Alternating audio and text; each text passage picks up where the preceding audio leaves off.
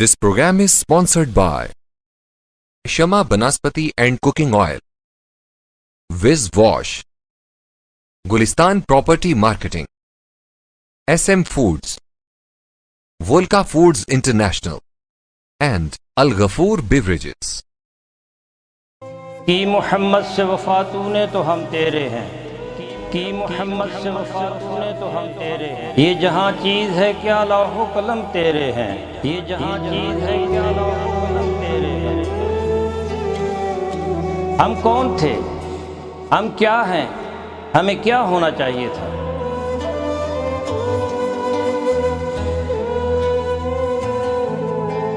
ہمارے ماضی کی سطوت، ہمارے اسلاف کی اخلاقیات و روایات، ہمارا علمی ورثہ جسے ہم کھو چکے ہیں،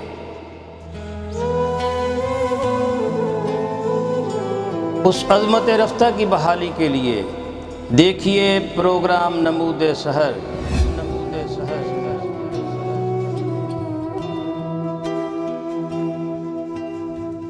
نحمدہ ونصلی ونسلم علی رسولہ الکریم۔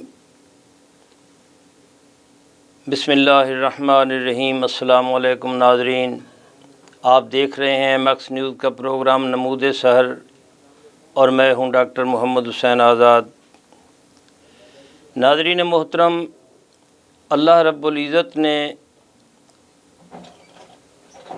جب رسول اللہ صلی اللہ علیہ وسلم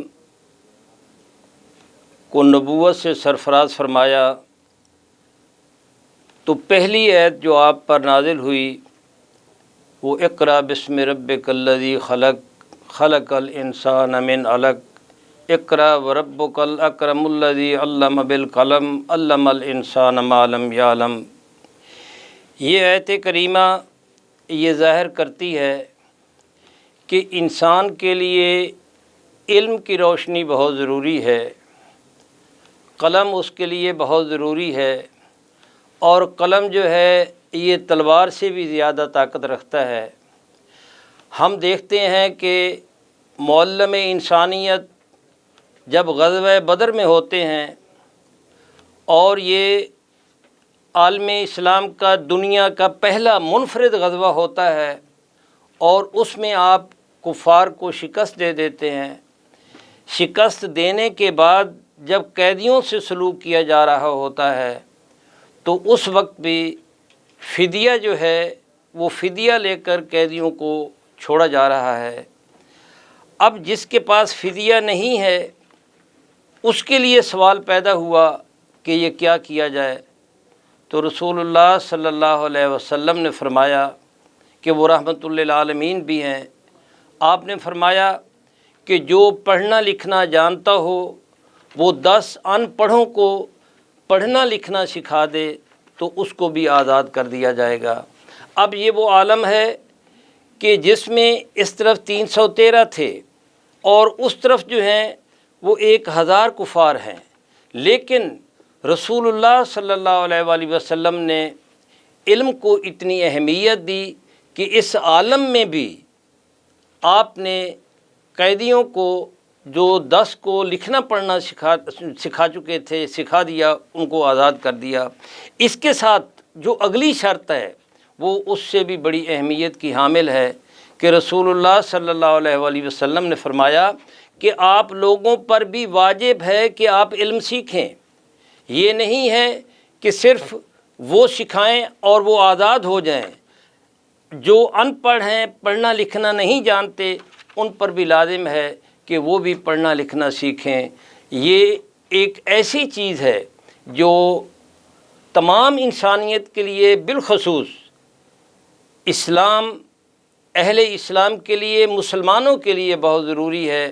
جب رسول اللہ صلی اللہ علیہ وسلم مکہ سے مدینہ تشریف لاتے ہیں تو وہاں بھی آپ نے علم کو اہمیت دی۔ سب سے پہلے صفہ درسگاہ جو ہے آپ نے وہاں قائم کی، صفہ درسگاہ میں پڑھاتے تھے، یہ ایک اقامتی ادارہ ہوتا تھا۔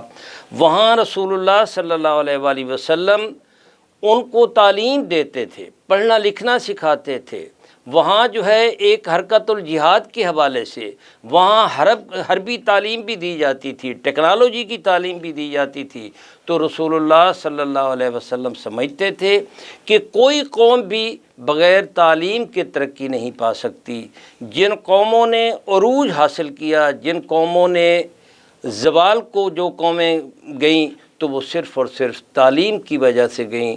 گویا کہ ہمارے سامنے یہ ایک چیز آتی ہے کہ یہ تعلیم جو ہے قوموں کا عروج و زوال جو ہے یہ تعلیم سے وابستہ ہے، اور اگر ایک قوم کے پاس تعلیم ہے، تعلیم کے ساتھ کمٹمنٹ بھی ہے، اور کمٹمنٹ کے ساتھ ڈٹرمینیشن کے ساتھ وہ اپنی منزل کا تعین کرنے کے ساتھ وہ آگے بڑھتا ہے، تو وہ قوم جو ہے وہ ترقی پاتی ہے۔ اور جب اس قوم کے فرد جو ہیں علم کے زیور سے آراستہ ہوتے ہیں، کمٹمنٹ کے ساتھ ڈٹرمینیشن کے ساتھ آگے بڑھتے ہیں، ان کی زندگی میں حرکت بھی ہوتی ہے، تغیر بھی ہوتا ہے۔ اقبال نے اس حوالے سے ہمیشہ تحریک دی، نوجوانوں کو بھی تحریک دی، اپنی قوم کے ہر فرد کو بھی تحریک دی۔ دمادم رواں ہے یمیں زندگی، ہر ایک شے سے پیدا رمے زندگی، ٹھہرتا نہیں کاروان وجود کہ ہر لحظہ ہے تازہ شان وجود۔ ناظرین محترم، ہم نے آج اس حوالے سے گفتگو کرنی ہے کہ ملت اسلامیہ کے ایسے افراد جو علم کے زیور سے بھی آراستہ ہیں، اللہ رب العزت نے ان کو ایسی صلاحیتیں بھی ودیعت کر رکھی ہیں، جو ان صلاحیتوں کو بروئے کار لاتے ہوئے وہ آگے بڑھتے ہیں، اپنی منزل خود تلاش کرتے ہیں، اپنی منازل کا تعین خود کرتے ہیں، وہ اپنے راستے خود بناتے ہیں۔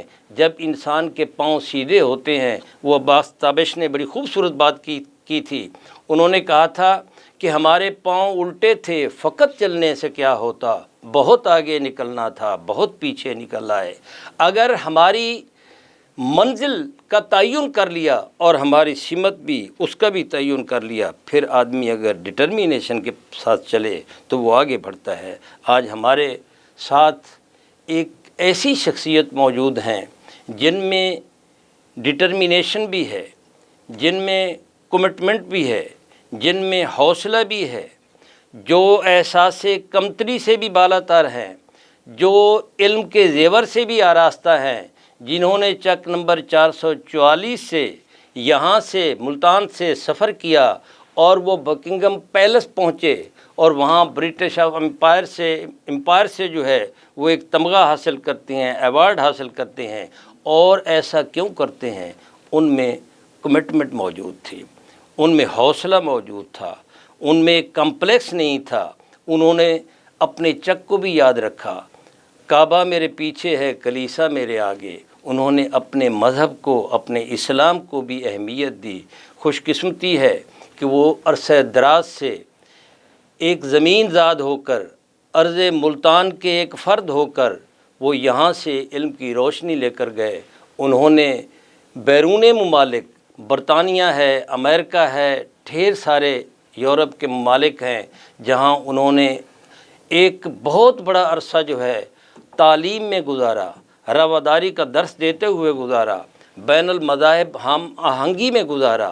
ملتوں کے انہوں نے نہ صرف ملت کو ایک سبق دیا، بلکہ انہوں نے اسفار بھی بہت زیادہ کیے، ممالک کے سفر بھی بہت زیادہ کیے، اور ان ممالک کی زبوں حالی کو دیکھا، اور اس کو جو ہے اپنے الفاظ اس پہ صفحہ تحریر میں منصہ شہود پر لائے، ان کو اپنے قلم میں لے آئے، اور انہوں نے ایک ایسی کتاب لکھی جو ہم سب کے لیے جو ہے یہ ایک بڑی اہمیت کی حامل ہے، قیام امن اور اقوام عالم۔ ان کا نام ہے، ان کا اسم گرامی ہے جناب Taha Bashir Zulqarnain Qureshi, member British empire, chairman forum for international relation development London, اور چیئرمین یہ ایکس ہو چکے ہیں، اب چیئرمین ہیں Stockwell green community services London کے، اور ex C E O school of economics and law London, اور forum for international relation development کے آپ چیئرمین ہیں۔ آج وہ ہماری خوش قسمتی ہے کہ وہ آج ہمارے ساتھ موجود ہے۔ انشاءاللہ ہم ان سے یہ نمود سحر کا ایک ان کے منشور میں شامل ہے کہ ہم ایکسپلور کرتے ہیں، ہم دانشوروں کی خدمت میں جاتے ہیں، سکالرز کی خدمت میں جاتے ہیں، جہاں ہم عظمت رفتہ کی بحالی کے لیے نوجوانوں کو متعارف کرا رہے ہیں، وہاں ہم علمی شخصیات کو بھی متعارف کرا رہے ہیں۔ آج وہ خوش قسمتی ہے، ہمارے درمیان وہ موجود ہیں۔ قریش صاحب، ہم آپ کو خوش آمدید کہتے ہیں، آپ کا بہت بہت شکریہ کہ آپ نے اپنا بہت قیمتی وقت جو ہے مقصد نیوز کے پروگرام کو دیا، بہت بہت شکریہ۔ تھینک یو ویری مچ جی، تھینک یو ویری مچ۔ میں مقصد نیوز کا اور انتظامیہ کا اور بالخصوص ڈاکٹر صاحب آپ کا ایک ہمارے درمیان تعلق ہے، اس پر میں آپ کا انتہائی ممنون و شکر گزار ہوں۔ بڑی خوشی ہوئی۔ قریش صاحب، آپ سے ڈھیر ساری باتیں ہوں گی آج انشاءاللہ۔ تو آغاز میں چاہوں گا کہ تھوڑا سا آپ چک نمبر 444 سے لے کر آگے تک کا سفر جو ہے وہ ناظرین کو تھوڑا سا اپنی زبان سے ذرا بیان فرما دیں کہ کس طرح آپ آگے بڑھے اور اللہ رب العزت نے آپ کو کیا کیا عزتیں عطا فرمائیں۔ بسم اللہ الرحمن الرحیم، نحمدہ و نصلی علی رسولہ الکریم۔ میں اپنی اس گفتگو کا آغاز ایک ایسی آیت سے کروں گا جو میں وہاں کے ایوانوں میں بھی پڑھتا ہوں۔ ماشاءاللہ ماشاءاللہ۔ یا ایھا الناس انا خلقناکم من ذکر و انثی وجعلناکم شعوبا و قبائل لتعارفوا ان اکرمکم عند اللہ اتقاکم، صدق اللہ العظیم۔ یہ ایک ایسی آیت ہے جی جو میں برطانیہ کا ہاؤس آف لارڈ ہو یا ہاؤس آف کامن ہو یا مختلف کانفرنسز ہوں یورپ کے مختلف ممالک میں اپنی ہر تقریر یا لیکچر کا آغاز اس سے کرتا ہوں۔ اور مفہوم جو اس آیت کا ہے کہ اے لوگو، ہم نے آپ کو ایک مرد اور ایک عورت سے پیدا کیا ہے، جو کہ سیدنا آدم علیہ السلام اور اماں حوا سلام اللہ علیہ۔ بے شک۔ یا ایھا الناس انا خلقناکم من ذکر و انثی، بے شک۔ یہ پہلا پارٹ۔ وجعلناکم شعوبا و قبائل لتعارفوا، یہ دوسرا پارٹ جی، کہ یہ صرف قومیں اور قبائل آپ کے تعارف پہچان کے لیے بنائے گئے ہیں، نہ کہ آپ کی برتری ظاہر کرنے کے لیے۔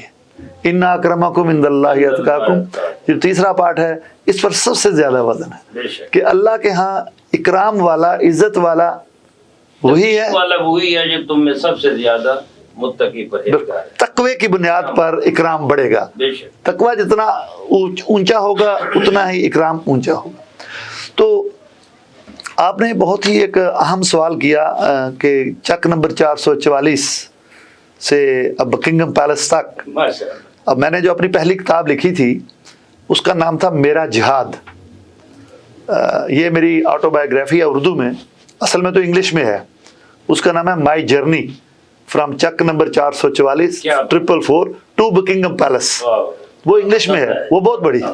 تو یہ اس کی تلخیص ہے، یہ چھوٹی کتاب ہے میرا جہاد، میں انشاءاللہ آپ کو پیش بھی کروں گا بعد میں۔ یہ چک ایک چھوٹا سا گاؤں ہے جہاں یہ قریش صاحب کہاں ہے؟ یہ تحصیل سمندری میں ہے جی، اچھا اچھا، فیصل آباد میں۔ وہاں میں ٹاٹ پہ نیچے بیٹھ کے ہی پڑھا کرتا تھا۔ ہمارے جو جتنے بھی ساتھ کے گاؤں تھے، 471 تھا یا 49 تھا یا 42 تھا یا 43 تھا، کافی سارے گاؤں، وہاں کے بچے آ کر اس سکول میں پڑھا کرتے تھے۔ اور نہ وہاں بجلی تھی، ٹاٹ کے پڑے ہوئے ہیں ہم، نہ کوئی بجلی تھی وہاں پر، نہ ہی کوئی اس طرح کا اسٹیٹ آف دی آرٹ آج کل جو ٹوائلٹس ہیں ہمارے فلش والی، نہ ہی کوئی یہ ہوتی تھی۔ زمیندار لوگ ہیں ہم، دیہاتوں میں پڑھا۔ میں نے مڈل وہاں سے کیا، لیکن اس سکول کے جو ہیڈ ٹیچر تھے، میں نے اپنی کتاب میں بھی ذکر کیا ہے، جی جی، ان کا نام بھی محمد حسین تھا، ماشاءاللہ، آپ کے ہم نام تھے، ماسٹر محمد حسین وڈائچ۔ ماشاءاللہ۔ اور ان کی جو ٹینیسٹی تھی نا جی، ان کی جو کمٹمنٹ تھی تعلیم کے میدان میں اس قدر زیادہ تھی کہ ایک دور تھا کہ ہم فٹ بال میں بھی فرسٹ آ رہے ہیں، ہاکی میں بھی فرسٹ ہیں، جومر میں بھی فرسٹ آ رہے ہیں، اور تقریروں کا مقابلہ ہوتا تھا ڈسٹرکٹ فیصل آباد میں جا کر، تحصیل میں ہمارا دیہات کا ایک سکول اور ضلع کے سکول اور تحصیل کے سکول، ہماری ٹیمیں جہاں فرسٹ آتی تھی اور میں وہاں پر تقریر کیا کرتا تھا، اور تقریر ہوتی تھی سیرت النبی صلی اللہ علیہ وسلم۔ تو اس میں وہ آیت میں پڑھا کرتا تھا ایک وما ارسلناک الا رحمۃ للعالمین. اس میں مجھے اس وقت یاد ہے جی کہ فیصل آباد کے جو کمشنر تھے وہ مہمان خصوصی تھے. تو آپ کو پتا ہے مہمان خصوصی بعض اوقات آتے ہیں تھوڑی دیر کے لیے پھر وہ چلے جاتے ہیں. میری جب تقریر ہو رہی تھی، تقریر کے بعد وہ اٹھے، انہوں نے مجھے جو ہے نا وہ شاباش دی. جیب سے اس وقت 3 روپے تھے ان کے پاس، انہوں نے 3 روپے نکالے کہ بیٹا میں نے تھوڑی دیر میں چلے جانا ہے، اب پتہ نہیں آگے کون سی کوئی تقریر آئیں گی، آپ کی تقریر سن کے مزہ آ گیا، یہ 3 روپے آپ کے. وہ میرے لیے ایک بہت ہی انکریجمنٹ اور امپاورمنٹ کا ایک ٹول ثابت ہوا کہ کمشنر اس وقت، اب بھی کمشنر بہت بڑی بات ہے، اس وقت تو بڑی بات، ہاں جی اس وقت تو بہت ہی بڑی بات ہوتی تھی. اب تو کمشنرز وغیرہ جو نہیں، ان سے ہمارا ملنا، وزیر اعظموں سے ملنا، صدور سے ملنا، ہمارا وہ معمول کی بات ہے. تو اس وقت کمشنر سے ہاتھ ملانا، یہ ملنا، یہ بڑے ایک اعزاز کی بات ہوتی تھی ایک دیہات کے جو اسکول کے بچے کے لیے. خیر، تو ہمارے جو ہیڈ ماسٹر صاحب تھے نا محمد حسین وڑائچ، انہوں نے ہمارے پر بہت محنت کی. اسکول دیہات کے میں ہو کر ہمیں اچھی انگلش سکھائی، پراپر تلفظ کے ساتھ انہوں نے انگلش سکھائی. پھر میں ملتان آیا ہوں جب، تو یہاں آ کر پھر میں نے اپنی تعلیم حاصل کی ہے، میٹرک کی، پھر کالج آف سائنس سے FSc بھی کیا، پھر BSc بھی کی. پھر میں یہاں سے شادی وغیرہ ہو گئی، لندن چلا گیا. پھر میں کیسے گئے آپ؟ تھوڑا سا مجھے یہ جو ہے نا جی آگے جہاں تک پہنچے ہیں آپ. میری جو وائف ہیں وہ لندن میں پیدا ہوئی، UK میں پیدا ہوئی وہ. تو ان سے میری شادی ہو گئی، خالہ کی بیٹی تھی. تو شادی ہوئی تو پھر 5 سال ہم یہاں رہے. پھر اس کے بعد پھر میں ان کے ساتھ لندن گیا. میرا ویزا لگا لندن کا ایز اے ہسبینڈ کی حیثیت سے. پھر میں وہاں گیا تو انہوں نے، میری اہلیہ نے میرے اوپر بہت محنت کی. پھر ماشاءاللہ ماشاءاللہ جی مجھے نکھارنے میں، مجھے سنوارنے میں بہت محنت. میں آپ کو کاٹتا رہوں گا، آپ کو چھوڑوں گا ویسے نہیں. مجھے یہ بتائیں کہ یہ پیلس تک پہنچنا جو ہے یہ ہر کسی کی بات نہیں، ہر کسی کے بس کی بات نہیں. دیکھیں آپ نے بہت ساری راہیں جو ہیں، یہ راستہ جو ہے یہ کیسے پاٹ کیا. دیکھیں ہم جیسے خواب دیکھتے ہیں جو فلاں جو ہے وہ لندن گیا، اور اس کے ساتھ ایک پوری ایک آپ کے ساتھ ہسٹری ہوگی. میں چاہوں گا کہ جس ڈٹرمینیشن کے ساتھ، جس کمٹمنٹ کے ساتھ آپ وہاں تک پہنچے ہیں، ناظرین اس سے انسپائر ہوں، آپ کی اس جرنی سے، آپ کے اس سفر سے. یہ ایک محنت کا سفر ہے. اس کو جی میں جہاد کا نام دیتا ہوں. ہاں جی، تو یہی یہ میرا جہاد جو ہے یا مائی جرنی جو ٹول تھا. جی ہاں، وہ میں علم و صلاحی، علم میرا ہتھیار ہے. اب یہ علم ہتھیار ہو گیا نا جی بالکل. اب اس ٹول کو کیسے لے کر چلیں؟ دیکھیے جی، میں جب یہاں سے گیا تو میں تو گیا تھا بریڈ فورڈ میں. وہاں سے میں نے بریڈ فورڈ یونیورسٹی سے انجینئرنگ کی، انجینئرنگ کی ڈگری کی جو 4 سال کی ڈگری تھی میں نے 2 سال میں کی. تو یہ میرا ریکارڈ ہے، پاکستانی اسٹوڈنٹ کا وہاں یہ ریکارڈ ہے کہ ابھی تک اس ریکارڈ کو بریک نہیں کر سکا کوئی بھی، کہ 4 سال کی انجینئرنگ کی ڈگری 2 سال میں نکالی. پھر میں نے MBA بھی کیا. میں پھر بریڈ فورڈ سے لندن چلا گیا. یہ 89 کی بات ہے. میں جب بریڈ فورڈ گیا تھا 99 میں پھر میں لندن چلا گیا. جب لندن گیا ہوں تو وہاں جا کر کمیونٹی انگیجمنٹ کا میں نے کام شروع کیا، اور یہی تعلیم و تعلم کا جو کام تھا یہ شروع. اکنامکس جو ہے ماشاءاللہ آپ کا ایک بڑا نام ہے. جی، تو میں نے پھر وہاں پر مختلف جو کمیونٹی آرگنائزیشنز تھیں ان کی ڈیولپمنٹ کا کام کیا. وہاں کے اداروں کو ٹریننگ دی. یعنی کہ میں ایک واحد شخص ہوں جس نے کم از کم 300 میٹروپولیٹن پولیس کے افسران کو ٹریننگ دی ہے، اویئرنیس ان میں کریٹ کی. جو ان کے پروبیشن سروس ہے وہاں کی، انٹیلیجنس ایجنسیز کے جو لوگ ہیں ان کو میں نے ٹریننگ دی ہے. تو پیلس تک جانے کا سفر تو 2010 میں وہاں جا کر ختم ہوتا ہے. پیلس 2010 میں پہنچا ہوں. تو یہ تقریباً وہاں آپ یوں اندازہ کر لیں کہ 10 سال ہے.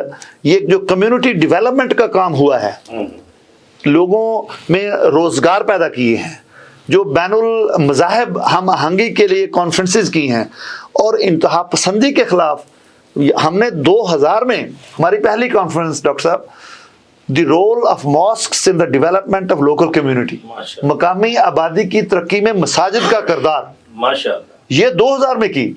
پھر تھا the role of religions in diminishing terrorism, دہشت گردی کے خاتمے میں مذاہب کا کردار. اس میں یہودی، کرسچین، مسلمان یہ سارے اس کانفرنس میں ہوئے، اور یہ کراس پارٹی پارلیمنٹیرین اس میں شامل. قریش صاحب، یہ ہم دوبارہ اس طرف آتے ہیں. ناظرین محترم، آپ نے دیکھا کہ ایک ایسی شخصیت کہ جن کو شعوبم و قبائل لتعارفوا ان اکرمکم عند اللہ اتقاکم، آنکھیں ہیں سرخ، ہونٹ سیاہ تو رنگ زرد ہے، ہر شخص جیسے میرے قبیلے کا فرد ہے. یہ اس سلوگن کو، ایت کو اپنا اوڑھنا بچھونا بناتے ہیں اور آگے بڑھتے ہیں. آئنسٹائن کے بارے میں ہم نے پڑھا کہ وہ اس کو جھلا کہتے تھے. وہ کہتے تھے یہ ایک بیوقوف سا آدمی ہے. وہ روزانہ ایک نہر کے کنارے سفر کرتا، چھڑی ہاتھ میں لیتا اور 8 کلومیٹر کا سفر روزانہ کرتا، اور آخری درخت کو چھڑی مار کے آتا اور پھر گھر واپس آتا. ایک دن آخری درخت کو چھڑی مارنا بھول گئے اور واپس آ گئے. جب واپس گھر پہنچتے ہیں تو انہوں نے کہا کہ میں نے تو آج آخری درخت کو چھڑی نہیں ماری. واپس چلے، چھڑی اٹھائی اور آخری درخت کو چھڑی مار کر آئے. یہ کمٹمنٹ تھی آئنسٹائن کی، اور اسی کمٹمنٹ نے آئنسٹائن کو آئنسٹائن بنا دیا اور امر کر دیا، اور ان کا ذکر ان کے مرنے کے بعد آج ہم کر رہے ہیں. ناظرین، ہم یہاں وقفہ لیتے ہیں، آپ ہمارے ساتھ رہیے گا.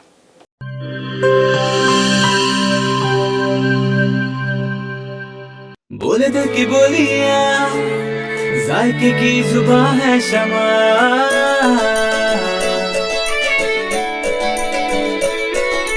بولے بولے بولے بولے دل بولے، کوئی ڈش آئی لو یو کہے،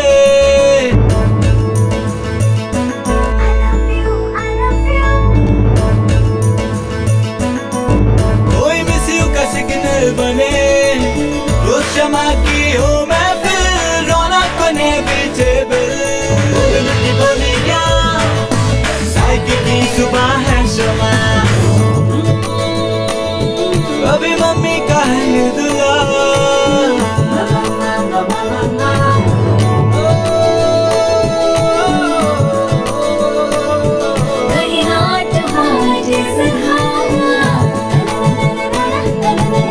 روز شمع کی ہو محفل، رونق انیویٹیبل. بولے دل کی بولیاں، ذائقے کی زبان ہے شمع،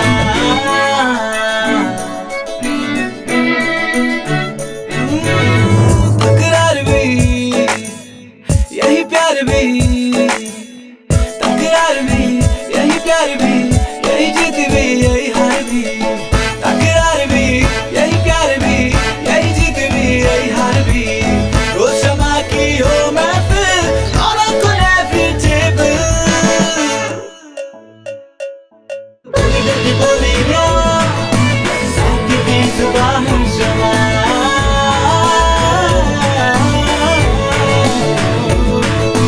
ذائقے کی زبان ہے شمع. وائس ہیلتھ فارمولا کے ساتھ شمع کوکنگ آئل اینڈ شمع بناسپتی. بولے دل کی بولی.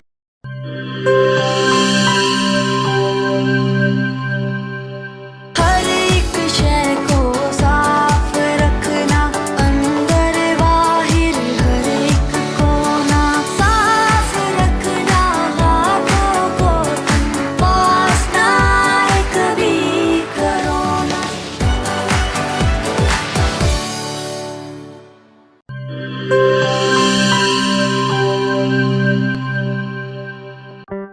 کورونا میں احتیاط کا سبھی بولتے ہیں، مگر مکمل احتیاط کوئی بھی نہیں کرتا. مکمل احتیاط کرے پلا یا ڈس انفیکٹنٹ جو صرف باہر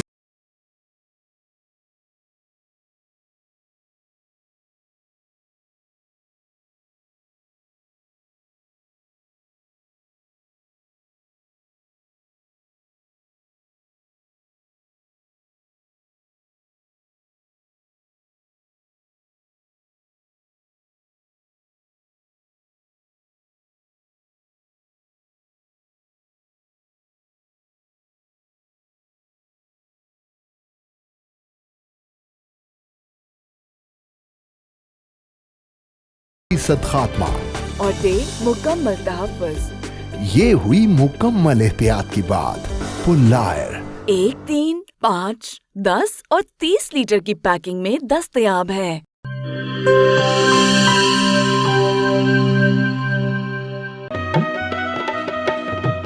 ठीक है, पैसे तेरी मर्जी दे, लेकिन मैं को वॉशरूम, टॉयलेट ते फर्श शीशे वाली कार लिश्क दा चाहिए। बीबी फिक्र ही ना करो, मैं तो इवें विज करे सा, वॉशरूम इवें जगमग जगमग होसी। मासी विज मुंह नाल नहीं करना, इंदे नाल करने।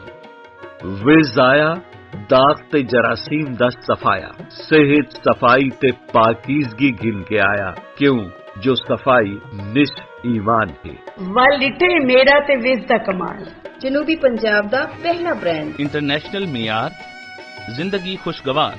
होवे क्यों ना, सराइक की जो किया। Vij wash, house of cleaning products.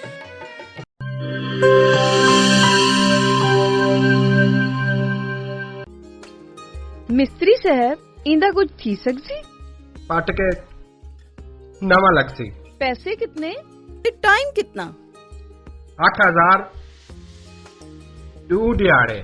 इयो नवा थी वैसी बाजी। तुसा करे सो?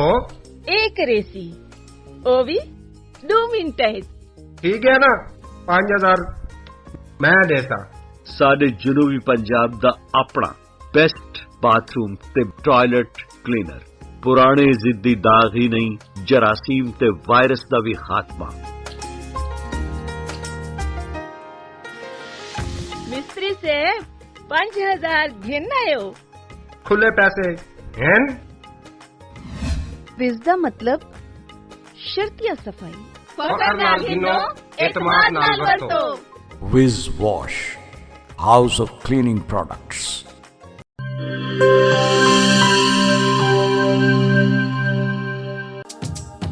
किहड़े दाग ते किहड़े धब्बे, विज़ दे अग्गू भी कोई टिक दे।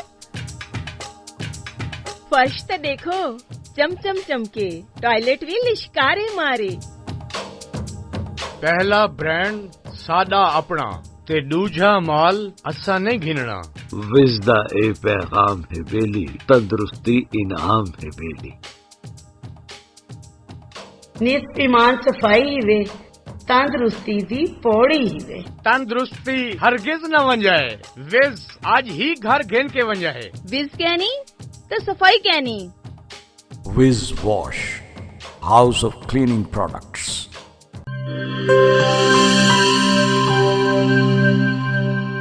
वेलकम बैक नादरीन, हम आते हैं कुरैश साहब के पास एक बार फिर और उसी सिलसिले को जहाँ से हमने छोड़ा जोड़ते हैं। जी कुरैश साहब, मैं चाहूँगा कि देखें ये अवार्ड जो मिलता है, जैसे आपने कहा कि वो 3 रुपए जो है कमिश्नर ने आपको दे दिए, और फिर चक नंबर 444 का त्वाहा कुरैशी जो है यहाँ से उठते हैं और पहुँच जाते हैं लंदन। लंदन आप स्कूल में भी पढ़ाते हैं और वहाँ पढ़ने पढ़ाने का सिलसिला भी जारी रहता है।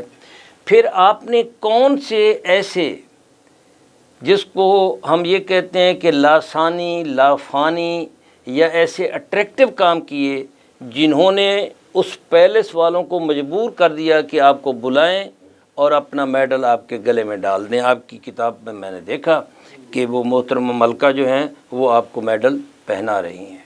जी मैं अक्सर ये कहा करता हूँ नौजवानों से कि जो यूनाइटेड किंगडम है, that is a country of opportunities. मैं यहाँ पाकिस्तान में कभी तसव्वुर भी नहीं कर सकता था कि किसी इंजीनियरिंग यूनिवर्सिटी में मैं अपनी डिग्री कंप्लीट कर सकूँगा, लेकिन उस मुल्क में मुझे मौके मिले। और जहाँ तक ताल्लुक़ है मलका साहबा से मिलने का, हर मैजेस्टी द क्वीन,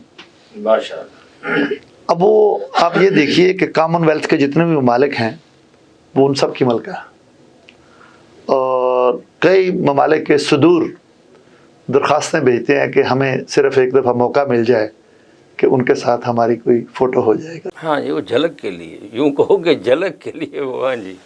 لیکن اللہ کا فضل یہ ہوا کہ ہماری ایک وہاں ملنے والی خاتون تھی جن کے ساتھ ہم بین المذاہب ہم آہنگی کا کام کر رہے تھے، اور ہماری جو مسجد تھی ختم نبوت سینٹر لندن اسٹاک ویل کے علاقے میں، وہاں ہم نے جو وہاں کی مسیحی برادری تھی ان کے لیے ہم نے انڈرسٹینڈنگ اسلام کا کورس شروع کروایا، اور نوجوان جو مختلف مذاہب کے تھے ان کو، مسلمانوں کو، یہودیوں کو، عیسائیوں کو، ہندوؤں کو، ان کو اکٹھا کر کے ان کو آئی ٹی کی ٹریننگ مسجد کے اندر شروع کروائی، پھر ان کی فٹ بال ٹیم بھی بنائی۔ تو اس سے لوگوں میں ایک بڑا اچھا تاثر پیدا ہوا کہ یار یہ مسلمان تو انتہا پسند نہیں ہے، مسجد گئے تھے ہم دیکھ کر آئے، وہاں تو عام انسان ہی ہیں بس، وہاں پر تو بس وہ آتے ہیں نماز پڑھتے ہیں اور باہر چلے جاتے ہیں بس، اور بڑا ڈسپلن ہے، ایک صف میں کھڑے ہوتے ہیں، آگے امام ہوتا ہے، وہ ہاتھ منہ بھی دھوتے ہیں، ناک بھی صاف کرتے ہیں، منہ بھی صاف کرتے ہیں۔ تو پھر اس کے بعد جو مقامی اسکول تھے انہوں نے ہمارے ساتھ رابطہ کیا کہ ہم چاہتے ہیں کہ ہمارے اسکول کے جو بچے ہیں غیر مسلم اور اساتذہ وہ آپ کے پاس آئیں اور گھنٹہ ڈیڑھ آپ انہیں اسلام کے متعلق بتائیں۔ کیا بات ہے، یہ ہوئی نا بات۔ تو پھر میں ان کو گھنٹہ ڈیڑھ 8-10 اساتذہ آتے، 50-60 بچے آتے، تو ان کو پھر اسلام کے متعلق جو بنیادی ہمارے قائد ہیں، اصول ہیں، وضو ہے، نماز ہے، قرآن ہے، حج ہے، کس طرح کرتے ہیں، تو جی یہ ساری باتیں ان کو پھر بتائی جاتی، اور پھر جب ان کو بتاتے یہ تعلق کہ ہم بھی ابراہیم علیہ الصلوۃ والسلام سے ہیں، جن کا ایک بیٹا وہ اسحاق ہے اگر تو دوسرا اسماعیل ہے، تو یہودی اور اسماعیل اسحاق کی طرف سے ہیں، ہم اسماعیل کی طرف سے ہیں، تو یہ ہمارا ایک بڑا قریبی رشتہ ہے۔ تو اس سے امن کی فضا پیدا ہوئی وہاں پر۔ جب غیر مسلموں نے یہ دیکھنا شروع کیا تو کئی لوگ پھر کونسل کے ایم پیز جو پارلیمنٹ کے ممبران تھے، منسٹرز تھے، میئر لندن کے جو میئر تھے وہ بھی ہمارے پھر سینٹر، یورپ سے کئی لوگ ہمارے ختم نبوت سینٹر کو دیکھنے آئے کہ یہاں کس طرح کا یہ کام کر رہے ہیں کہ تمام جو یہاں کے مقامی گورے گوریاں بچے بچیاں غیر مسلم وہاں جاتے ہیں تو وہاں وہ امن کی بات ہوتی ہے۔ اور اسی خاتون نے، پھر ان کا نام تھا کیٹریونا رابرٹسن، تو انہوں نے مجھے بتایا بغیر ہی پھر وہ میری نامینیشن جو ہے نا وہ بھیج دی ہر میجسٹی کوئین کے دفتر میں۔ تو مجھے جب یہ پھر آگے اچانک یہ خبر ملی کہ آپ کو ہر میجسٹری نے بلایا ہے کہ آپ یہ آ کر یہاں پر member of the order of the British empire یہ آپ خطاب لیں، تو میں نے جب دیکھا تو اس لیٹر میں یہ لکھا ہوا تو کیا آپ قبول کریں گے؟ یہ بہت اہم نقطہ ہے اس کے اندر، اتنا بڑا لیٹر اور کوئین کے جو دستخط کے ساتھ ہوتا ہے وہ پھر دیا جاتا ہے۔ پھر اس کے بعد کوئین آپ کو بلاتی ہیں وہاں اپنے پیلس میں، 150-200 بندہ اکٹھا کرتی ہیں، پھر وہاں بڑے ہی اعزاز کے ساتھ بلا کر، اپنے کتاب میں تصویر بھی دیکھی ہوگی جی، تو وہ پھر آپ کو سے پوچھتی بھی ہیں، کچھ بات بھی کرتی ہیں، اور کچھ پھر آپ کو یہ جو میڈل ہے جیسے یہ ہے، یہ تو جیکٹ کے لیے یہ چھوٹا ہے، یہ صرف اس کی کاپی ہوتا ہے، آپ اس کو یہاں لگاتے ہیں جیکٹ پر، وگرنہ وہ بڑا میڈل تو وہ ڈبے میں پڑا ہوتا ہے، اس کو ہم نہیں نکالتے پھر کہ گم نہ جائے، وہ ایک ہی دفعہ ملتا ہے۔ تو یہ ملتے ہیں کچھ جن کو ہم پھر لگا لیتے ہیں اپنی پاکٹ وغیرہ پر، جیکٹ پہ۔ تو یہ تھا جی ایک سفر کے، ایک غیر مسلم خاتون نے میری وہاں پر نامینیشن کی، تو 2 سال کے بعد وہ انویسٹیگیشن بہت کرتے ہیں کہ ایک بندہ کہیں فراڈ میں تو ملوث نہیں رہا، کوئی چوری چرا تو نہیں کرتا رہا ٹیکسز کی، یا اس کا کردار کیا ہے، کسی کرائم میں تو ملوث نہیں رہا، تو وہ انویسٹیگیشن کر کے پھر اس کے بعد آپ کو وہ پھر بلاتے ہیں۔ تو یہ ایک مختصر سی میں نے اس کی آپ کو تاریخ بتائی ہے، لیکن اس کے ساتھ ساتھ میں نے تعلیمی میدان میں پھر وہاں پر اسکول آف اکنامکس اینڈ لا اس کا میں CEO رہا، تو وہاں پھر میں نے بہت سارے لوگوں کے لیے روزگار وہاں مہیا کیا۔ پاکستان میں تو کم از کم 1 ملین پاؤنڈ کے جو ہے وہ ہم نے وظائف دیے۔ میں نے یہاں کی سندھ گورنمنٹ سے سائن کیا معاہدہ، جو گورنر سندھ تھے ان کے ساتھ، اور وہ وظائف دیے گئے شہید Zulfiqar Ali Bhutto university of law کو۔ نہیں قریش صاحب، اس کو ہم تھوڑا سا ڈیفرینشیٹ کر لیں تاکہ ناظرین سمجھیں۔ ایک تو آپ نے وہاں یہ جو اسکول آف اکنامکس ہے وہاں آپ نے پڑھایا, وہاں ایک الگ ان کی خدمت کی, جو بھی ہوا آپ نے ایجوکیشن کو جو بھی پروموٹ کیا, آپ نے پاکستان کے لیے پرٹیکولرلی یہ جو اسکالرشپ آپ بات کر رہے ہیں تو یہ پاکستان کو آپ نے لے کر دیے تھے؟ جی جی بالکل, جی بالکل, یہ پاکستان کو لے کر دیے. اور میں یہاں آیا اور یہاں میں نے چاروں صوبوں کا دورہ کیا. ڈاکٹر عبد المالک تھے اس وقت وہاں کے وزیر اعلیٰ, ان کے ساتھ میرا معاہدہ ہوا اور 98,000 پاؤنڈ کے ان کے لیے وظائف تھے. صرف بلوچوں میں یہ جو احساس محرومی تھا اس کو ختم کرنے کے لیے. اور سندھ میں شہید Zulfiqar Ali Bhutto university of law کے لیے ہم نے وظائف دی, اور ان کے اساتذہ کے لیے, ان کے اساتذہ کو وہاں فارن کوالیفیکیشن لے کر دی وہاں سے. یہاں ملتان یونیورسٹی کے ساتھ ہمارا معاہدہ ہوا. یہاں کے جو اپنے جناب گیلانی صاحب نے اسکالرشپس لے کر دیے تھے, تو ان کے جو لیکچررز تھے ان کو کم از کم 10 لیکچررز کو وہاں میں نے school of economics and law میں جاب دی. ماشاءاللہ. ان کی وہاں پر ٹریننگ کروائی, ان کو پیڈ جاب دی وہاں پر, تاکہ یہ یو کے کسی انسٹیٹیوشن میں اپنا ایجوکیشنل ٹیچنگ ایکسپیرینس لے کر جائیں. ملتان یونیورسٹی کے لیے پھر یہ بہت ایک اہم کام کیا گیا. پھر آپ یہ دیکھیے کہ پنجاب میں رانا مشہود میرے پاس 3 دفعہ انہوں نے وزٹ کیا, ان کو اسکالرشپس دیے پنجاب کے لیے. وہاں کے پی کے جو فاٹا کے گورنر تھے ان کو وظائف دیے. پھر آپ دیکھیں کہ یہاں اسلام آباد میں اور پشاور میں کئی جو اس طرح کے مختلف آرگنائزیشنز تھیں, پھر ان کو دیے گئے. ملتان کے لیے تو میں نے اپنے اس علاقے سے اتنے اسٹوڈنٹس کو وہاں پر اکاموڈیٹ کیا جو وہاں ماشاءاللہ MBA کر کے پھر ان کو وہاں ورک پرمٹ بھی ملا, اب وہ وہاں پر سیٹل ہو چکے ہیں. تو اس سے پاکستان کی اکانومی کو سپورٹ کیا گیا. وہ اسکالرشپ صرف پرسنل ڈیولپمنٹ کے لیے نہیں تھے, وہ یہ تھا کہ پاکستان کی اکانومی کو بھی, یعنی معیشت و معاشرت جو ہے یہ دونوں کے لیے ہے. ایک تو معاشرتی طور پر بھی ایک آدمی جو ہے وہ ٹھیک ہو جاتا ہے, اور معیشت کو بھی مستحکم کیا.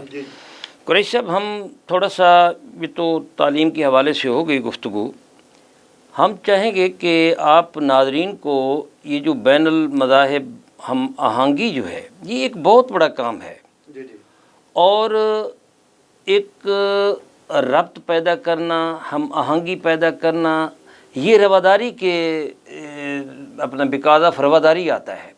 اگر رواداری موجود ہے تو پھر آتا ہے. اب رواداری کی فضا کو پیدا کرنا جو ہے یہ بھی ایک اس میں اللہ تعالیٰ کی طرف سے ایک ودیت کرتا ہوتی ہے. جیسے یہ صوفیاء کا مشرب ہے.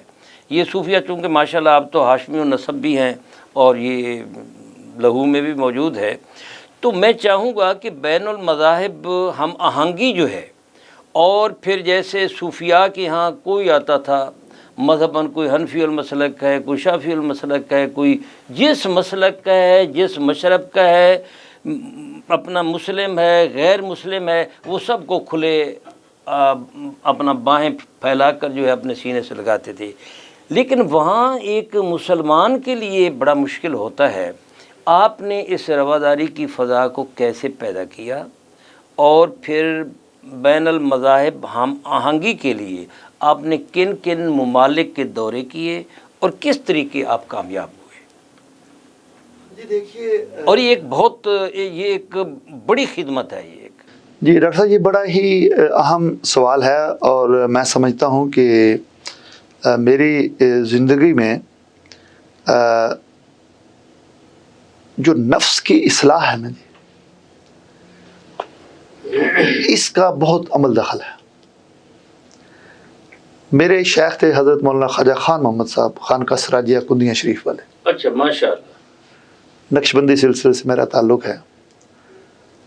انہوں نے ایک بار ہمیں ختم نبوت کانفرنس کے لیے ویزا بھیجا, اور ڈاکٹر محمد شریف سیالوی صاحب اور میں, وہ جب 9/11 ہوا ہے اس حوالے سے, یہ ماشاءاللہ بڑی ہستی ہے جی. وہ تو وہ ہمارے جو ہے وہ ختم نبوت کے امیر بھی تھے, اللہ ان کو دریک رحمت کرے, فوت ہو گئے. اب ان کے بیٹے نائب امیر ہیں. میں اگلے دن گیا ہوں جی, صاحبزادہ عزیز احمد صاحب. حقیقت یہ ہے ڈاکٹر صاحب کہ اسلام تو محبت کا ہی درس دیتا ہے, اسلام تو اپنائیت کا درس دیتا ہے. بدقسمتی یہ ہے کہ ہم نے اسلام کی جو حیت ہے نا جی اس کو بگاڑ دیا ہے, اس کو تبدیل کر دیا ہے, اور نفرتوں کو ہم کا پرچار زیادہ کر رہے ہیں. اور جو صوفیاء کی تعلیم تھی, جو ہمارے مذہب کی تعلیم تھی بر صغیر پاک و ہند میں پرٹیکولرلی آپ دیکھیں تو ملتان کا دیکھیں تو یہاں تو ویسے ہی شہر اولیاء ہے, تو اس تعلیم کو ہم بھول گئے اور دنیاوی نظام میں ہم جکڑ گئے. کیونکہ میرے اوپر اللہ کا بہت احسان کہ میں اتنے بڑے شیخ, انہوں نے میری قمیض میں ہاتھ ڈال کر دل کے اوپر ہاتھ رکھ کے میرے دل کو چلایا. میں نوجوان تھا اس وقت, تو یہ اللہ کا میرے اوپر بہت احسان ہوا. وہاں جا کر بھی پھر میں نے اسی محبت کے درس کو ہی دیا, محبت کے درس کو ہی جہاں بھی گیا. میں نے آیت پڑھی نا جی, یا ایھا الناس انا خلقناکم من ذکر وانثى وجعلناکم شعوبا وقبائل لتعارفوا. وہاں ہر شخص کو انسان کے روپ میں نے ڈیل کیا ہے, اس کا انسان کی حیثیت سے دیکھا ہے اور انسان ہی کی طرح ان کو ڈیل کرنے کو. اب اللہ کا فضل ہے کہ میرے ہاتھ کے اوپر کم از کم 26-27 لوگ مسلمان ہو چکے ہیں, اور بہت سارے لوگ, یعنی کہ فرانس لیل یونیورسٹی سے ایک نوجوان خاتون آئی آ کر مسلمان ہوئی اسلام سیکھنے کے لیے. 3 دن رہی اور پھر وہ مسلمان ہو کے چلے گئی الحمدللہ. تو یہ جو بین المذاہب ہم آہنگی ہے نا جی, میں نے وہاں پر یہ دیکھا کہ ابھی 9/11 نہیں ہوا تھا, تو ہم نے جب پہلی کانفرنس کی مقامی آبادی کی ترقی میں مساجد کا کردار, تو وہاں گوروں کو بلایا گیا, وہاں کی وزیر کو بلایا گیا. آکسفورڈ یونیورسٹی کے جو ایئر 2000 سائنس ایوارڈ ملا تھا, یورپین سائنس ایوارڈ, اس پروفیسر کو بلایا. مسجد کے اندر کانفرنس ہو رہی ہے اور اس طرح کے لوگ آ رہے ہیں.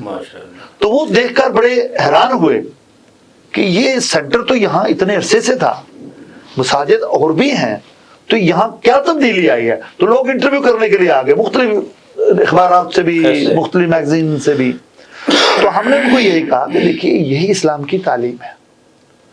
آپ کرسچنز ہیں, آپ جیوز ہیں, آپ ہندو ہیں, آپ سکھ ہیں, آئیے ہمارے ساتھ بیٹھیے. صرف اگر کمپرومائز کہیں نہیں ہوا تو وہ ان کے ساتھ نہیں ہو سکتا تھا جو منکرین ختم نبوت ہے, ان کے ساتھ کوئی کمپرومائز نہیں کیا. ہاں ان کے ساتھ بیٹھتے اٹھتے ہیں, ان کے ساتھ ڈائلاگ کرتے ہیں, لیکن جو عقیدہ ختم نبوت کی جو اہمیت ہے اور جو اس کی جو شان ہے, اس پر کسی قسم کا کوئی کمپرومائز نہیں کیا گیا, چاہے وہ حکومتی ادارے ہوں چاہے عام عوام ہوں. اس کے اوپر ہمارا انتہائی کلیئر موقف رہا ہے کہ حضور علیہ الصلوۃ والسلام آخری نبی ہیں, ان کے بعد کسی بھی نبی نے کسی بھی شیپ اور فارم میں نہیں آنا, اور ان کے ماننے والے بھی دار اسلام سے خارج اور دعویٰ کرنے والے بھی دار اسلام سے. ماشاءاللہ قریش صاحب. ناظرین کیا خوبصورت بات, یہ وقفہ جو ہے ایک بہت ہی خوبصورت بات پر ختم ہوا کہ وقت کی جتنی کڑی دھوپ ہو تو ختم نبوت ہو, ناموس رسالت ہو, عشق رسول اپنے سینے میں رکھنے والا جو ہے وہ مصلحت کے سائے تلاش نہیں کرتا. تو ماشاءاللہ قریشی صاحب نے وہاں رواداری کا درس دیا, خیر بانٹی, خیر تقسیم کی, اور خیر تقسیم کرتے کرتے اب واپس تشریف لائے ہیں. امید ہے کہ یہاں بھی خیر کے تقسیم کار ہوں گے. ہم یہاں وقفہ لیتے ہیں, آپ ہمارے ساتھ رہیے گا.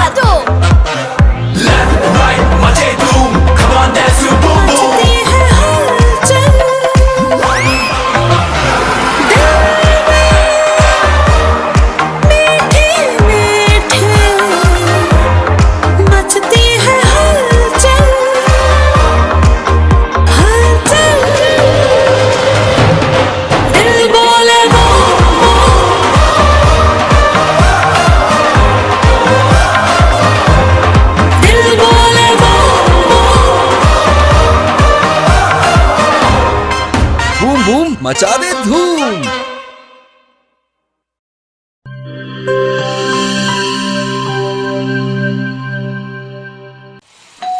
हो मेहमानों की आमद है, फिर आई शामत है। कुछ नया पकाओ, नया खिलाओ, खाने पे इम्प्रेशन जरा डट के जमाओ। इम्प्रेशन जमेगा और जम के जमेगा। किड्स पास्ता बनाओ और सबको खिलाओ। किड्स पास्ता अब बनाते ही जाओ।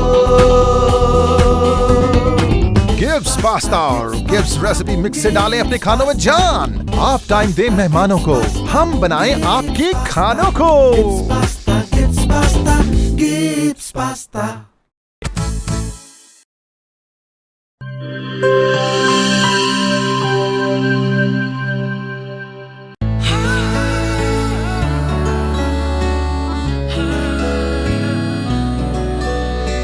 इसकी लज्जत ऐसी जो सबके दिल को भाए।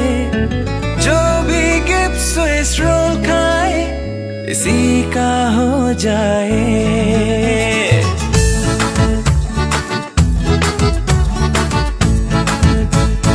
अपना बनाना हो, किसी को मनाना हो, दिल में बसाना हो, जायका इसका छाए, खा के मुस्कुराए।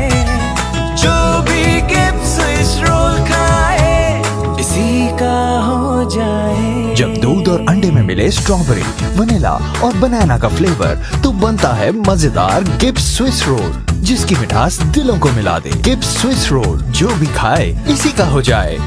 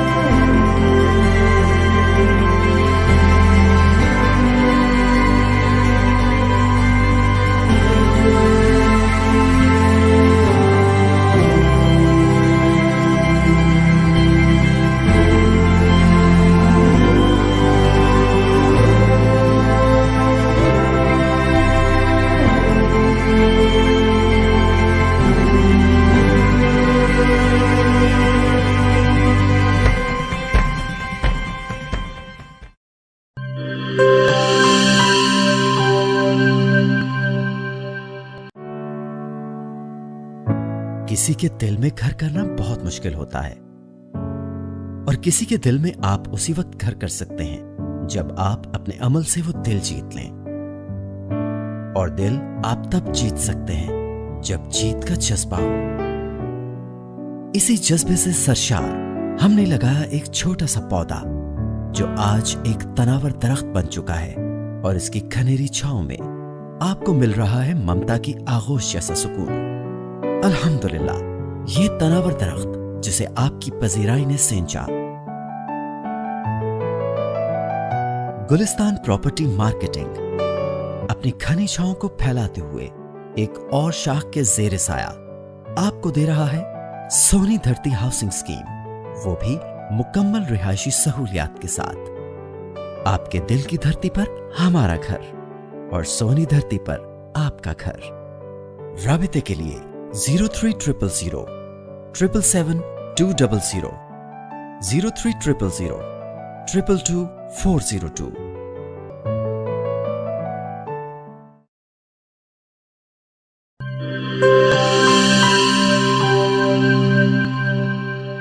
ویلکم بیک ناظرین. ہم گفتگو کر رہے تھے ختم نبوت کے حوالے سے، ناموس رسالت کے حوالے سے، کہ قریش صاحب نے وہاں جا کر بھی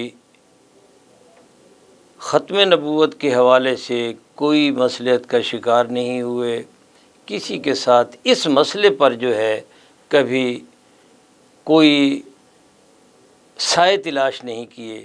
تو اب ہم ان سے پوچھتے ہیں، ان کا ایک بہت وسیع تجربہ بھی ہے. انہوں نے وہاں انتہا پسندی، دہشت گردی کے خاتمے کے لیے اور ان کے اذہان کو، ان کے ذہنوں میں اسلام کی سلامتی کو کاشت کرنے کے لیے کس انداز سے انہوں نے انتہا پسندی کو اور دہشت گردی کو ان کے ذہن سے نکالا اور اسلام اور مسلمانوں کا تحفظ کیا. قریش صاحب، آپ فرمائیے گا، آپ نے ماشاءاللہ یہ جو انتہا پسندی ہے اور دہشت گردی ہے، یہ فتنہ انگیزی ہے، اور خاص طور پہ جو افغانستان سے اس کا جڑا ہوا ہے ایک سلسلہ جو ہے، اور جو جنرل ضیاء الحق میں کے دور میں جو ہے یہ ہوا، آپ نے کتاب میں بھی اس کو مینشن کیا ہے.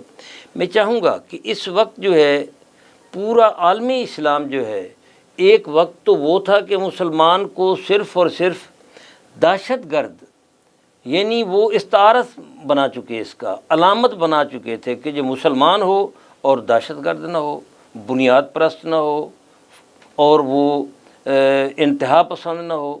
تو میں چاہوں گا کہ یہ عالم اسلام اس وقت ان کی یہ سسکتی، یہ بلکتی، یہ سلگتی، یہ دم توڑتی جو کیفیت ہے، اس کو آپ نے کئی ممالک کے سفر بھی کیے، اس کو یعنی آبزرو کرنے کے لیے، آنکھوں جس کو مشاہدہ کہتے ہیں وہ کرنے کے لیے آپ نے سفر بھی کیے. میں چاہوں گا کہ ناظرین کو اس حوالے سے ایک انالیسس جو ہے وہ ان کو پیش کریں. جی ڈاکٹر صاحب، یہ تو بہت ہی اہم سوال ہے اور بڑا توجہ طلب یہ موضوع ہے، لیکن بات ہم نے ختم نبوت پر ختم کی تھی. میں ایک ضمنی بات اس کے ساتھ ایک بڑی اہم ہے جو کہ آپ کی توجہ اور آپ کے پروگرام کی توجہ جو ہمارے جتنے بھی اس وقت ناظرین ہیں ان کی مبذول کروانا چاہتا ہوں، کہ پچھلے سال جولائی میں برطانوی پارلیمنٹ کے کوئی 30 کے قریب اراکین نے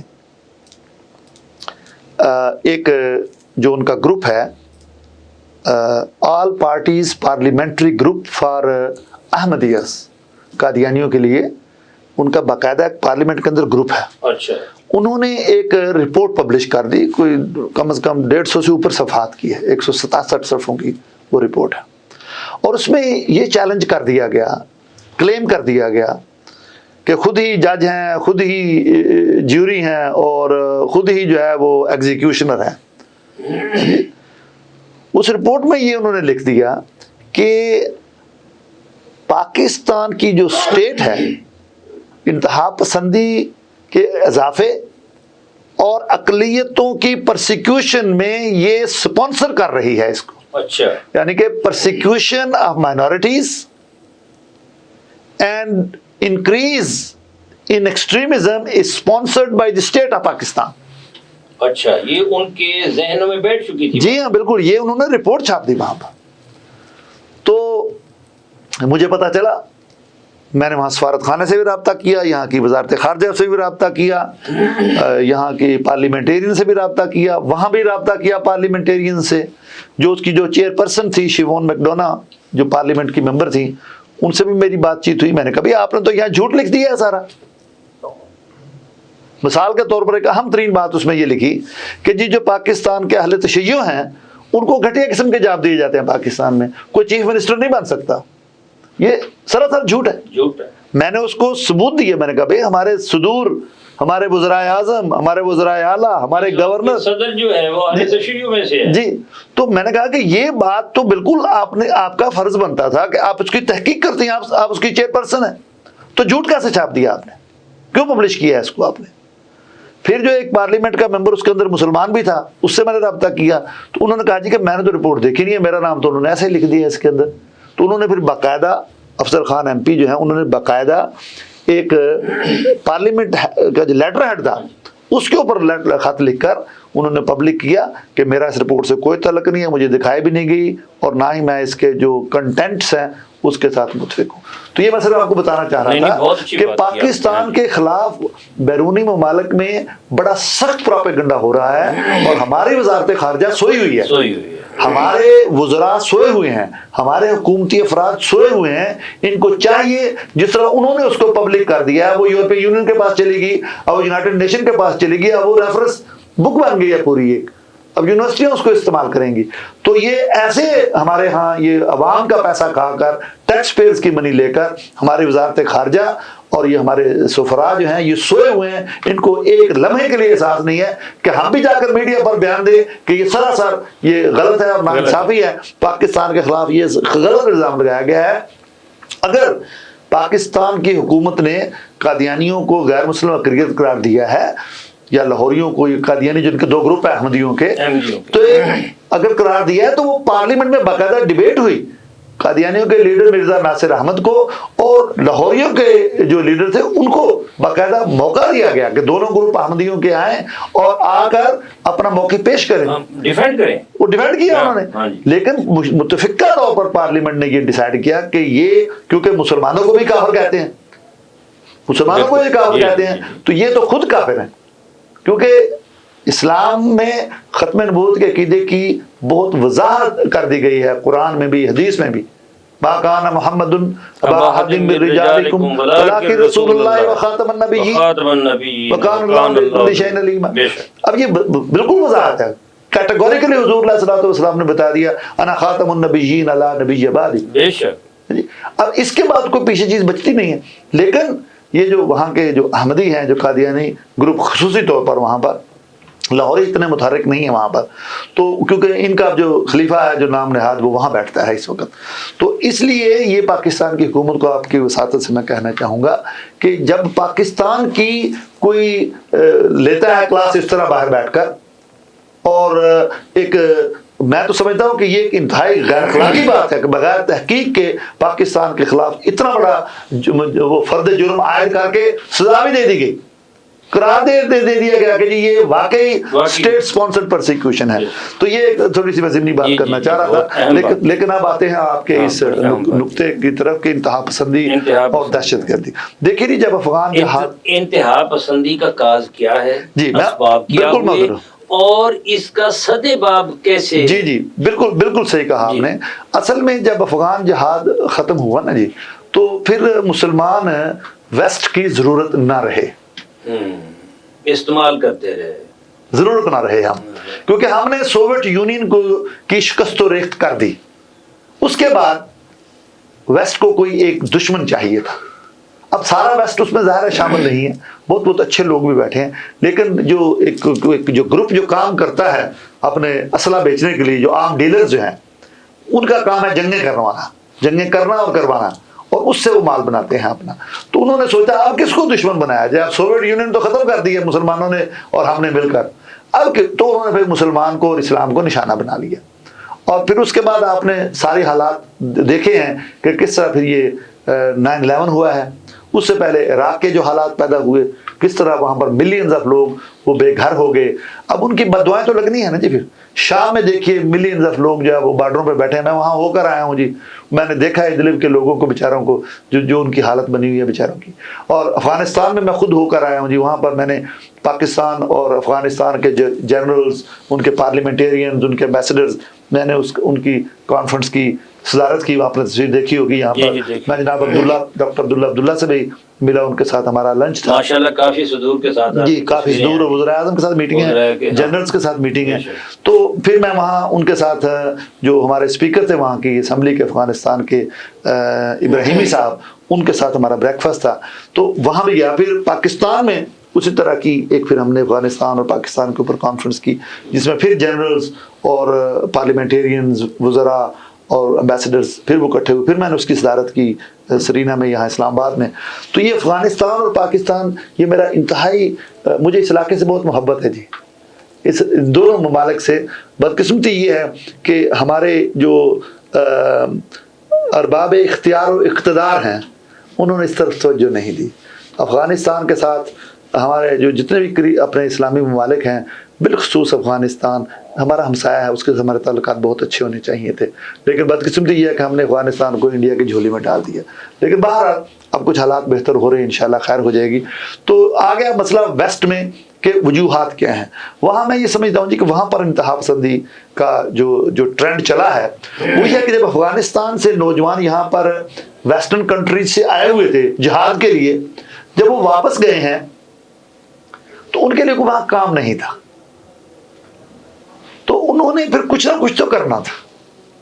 फिर उन्होंने एक नया ट्रेंड शुरू कर दिया वहाँ पर। मसलन जहाँ मैं रहता हूँ लंदन में, लंदन के अंदर कुछ जो है वो अफ्रीकन लोग जाएंगे, एक गैर मुस्लिम के जनाब सर पे नहीं गन रखेंगे कि या हमें टैक्स दो या तुम्हें मारते हैं। लंदन के अंदर मुस्लिम बॉयज के नाम से गैंग थी। अच्छा, अब वो क्या कहते थे, ये हम तालिबान हैं जी। वो एक स्टेट का, रियासत का नाम, वो छोटी सी स्टेट होती है, रियासत नहीं, छोटी सी स्टेट जिसमें कोई 50-100-200 घर होते हैं, तो उसके अंदर उन्होंने उसका नाम बगदाद स्टेट रख दिया। अच्छा, हाँ जी। और ये इस तरह की चीज़ें वहाँ पर फिर शुरू हो गई। और मुस्लिम जो नौजवान थे, ख़ुसूसी तौर पर वो जो इस्लाम में आए थे, क्रिश्चियनिटी से निकलकर इस्लाम में आए थे, वो आए थे तो उन्होंने फिर उसका गलत जो है वो रुख इख्तियार कर लिया। तो हमने फिर अपनी मस्जिद में और अपनी मसाजिद में फिर ये चीज़ बहुत सख्ती से इसको अप्लाई किया कि ये इस्लाम का हिस्सा नहीं है। फिर अखबारात में इंटरव्यू भी मैंने दिए, टीवी पर इंटरव्यू दिए कि इन चीज़ों का इस्लाम के साथ कोई हिस्सा नहीं है। अब रूट कॉजेज़ क्या है कि जो उसकी वजूहात आपने पूछी है ना जी, वो ये है, मैं समझता हूँ कि वहाँ का नौजवान मगरबी रवैयों से बहुत तंग है। वहाँ की मुसलमान जो कौमें हैं, अवाम है, मुख्तलिफ इलाकों की, बंगाली हैं, पाकिस्तानी हैं, इंडियन हैं या अफ्रीकी हैं, तो वो उनके रवैयों से तंग है। और ये सिर्फ मुसलमान नहीं, दूसरी अवाम भी जो है, यहाँ बरतानवी अवाम जो वहाँ के शहरी हैं, जो वहाँ जो पैदा हुए, जो वहाँ के क्रिश्चियन लोग थे, वो भी तंग हैं कि जो हमारी हुकूमतें हैं ये बैरूनी ममालिक में जाकर जंगें छेड़ देती हैं, हमारे वहाँ पर बच्चे मर जाते हैं। और जंग किस लिए छेड़ते हैं जाकर वहाँ पर? हमारा इराक के साथ क्या ताल्लुक है, हमारा शाम के साथ क्या ताल्लुक है, हमारा अफगानिस्तान के साथ क्या ताल्लुक है, और मेरे बेटा जो है वो जंग में क्यों आपने मरवाया? वहाँ पूछती है, वहाँ पर वज़ीर आज़म की बेइज्जती कर देते, अंडे फेंकते हैं उनके ऊपर। कोर्टों में केस चले गए हैं कि हमारे बेटों को आपने जंग में क्यों धकेला, आपने अचीव क्या किया है? इराक में क्या अमन आ गया है? क्या जमहूरियत आ गई है? लिबिया में, शाम में, अफगानिस्तान में क्या जमहूरियत आ गई है? बताओ क्या आपने अचीव किया? तो ये इससे लोगों के जो है ना ज़हनी तौर पर वो एक इंतहा की तरफ चले जाते हैं। आखिर में मैं ये बात करूँगा कि ये ट्रम्पाइजेशन हुई है ना जी, इसने ट्रंप के दौर में पोलराइजेशन बहुत ज्यादा बढ़ी है, और उसके नतीजे आपने अमेरिका के अंदर देख लिए कि दो इंतहाएं पैदा हो गई वहां पर। एक बिल्कुल इंतहा पसंद, अब उनको अमेरिकी मीडिया वहां के गोरे, जो वहां के जो ईसाई हैं जिन्होंने हमला किया कैपिटल हिल पर, उनकी पार्लियामेंट पे, उसको वो कह रहे हैं कि ये दहशतगर्द हैं, उनको दहशतगर्द कहा जा रहा है। तो मैं ये समझता हूँ कि हमें रवैयों को हमें जो बदलना होगा, हमें मोहब्बत का दर्स देना होगा, पीस का दर्स देना होगा। सर ये बताएं कि ये जो दाइश है जी, ये किसकी पैदावार है?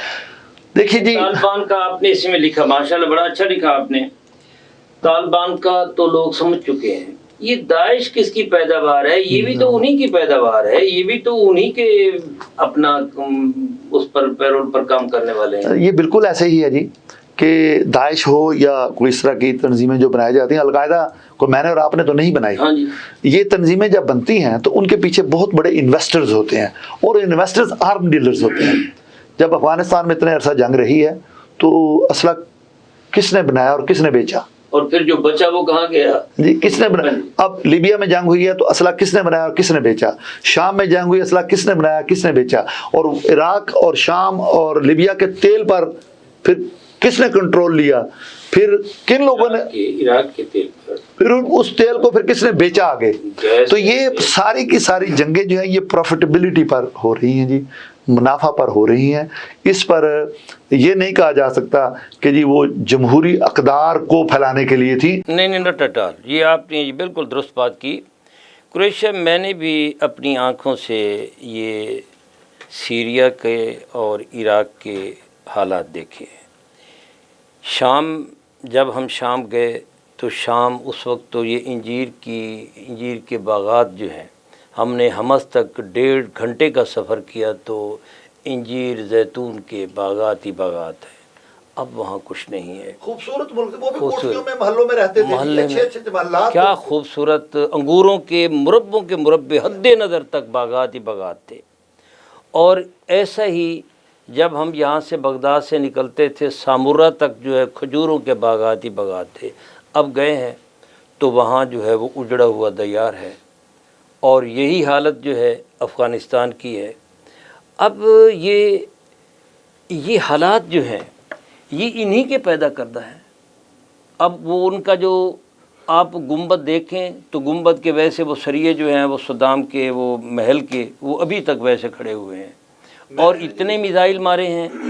ये मैंने जलता इराक, उस वक्त हम वहीं थे, ये जलता इराक जो है मैंने लिखी थी किताब। इसमें ये सारा ये रोला तो यही तेल का और गैस का है।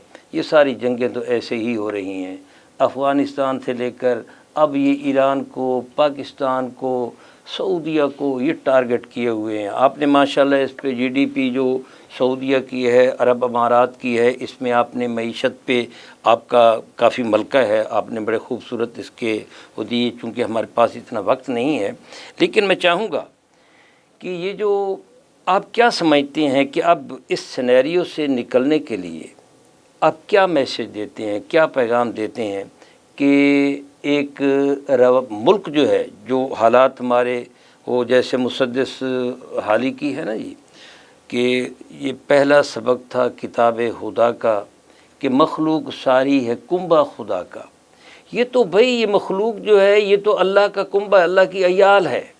और तकरीम इंसानियत जो है वो रसूलुल्लाह सल्लल्लाहु अलैहि वसल्लम ने बैतुल्लाह शरीफ को मुखातिब होकर कहा था, मैं जा रहा हूँ तो दुनिया से सबसे ज़्यादा मुझे महबूब है, लेकिन इंसान के लहू से तेरी हुर्मत ज़्यादा नहीं है। इसके लिए जी आपने बहुत ही आखिर में अच्छा सवाल कर दिया। मैं तो ये कहूँगा, मैंने इसमें बल्कि एक पूरा वो चैप्टर लिखा है कि मखलूक के लिए खालिक का निज़ाम। अगर खालिक का निज़ाम ले आएंगे तो ना ये जंगें होंगी, ना ये भूख और अफलास से लोग मरेंगे, और ना ही ये कोरोना होगा। ये कोरोना के मतलब मैंने वहाँ लेक्चर दिया जी एक लंदन में। देखिए कोरोना बीमारी है, अलग तरह से बीमारियाँ आती हैं, हमारा ये ईमान है, लेकिन अल्लाह के मुतल्लिक़ मैं जो है ना जी एक बात वज़ाहत से कहूँगा कि मेरा ये ईमान है, अल्लाह ताला आपको ये नमाज नहीं पढ़ी तो उसका तो वो मुमकिन है चाहे तो माफ़ फरमा दें, लेकिन जब आपने उसकी मखलूक पर जुल्म किया है तो उसकी माफ़ी है ही नहीं ना।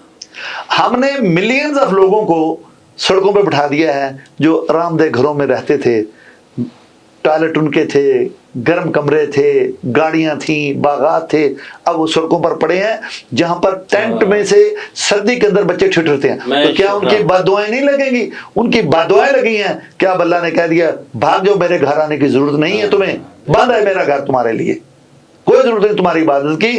तुमने बहसीयत इंसान के इंसानियत को तबाह करने में अपना पूरा पूरा किरदार अदा किया।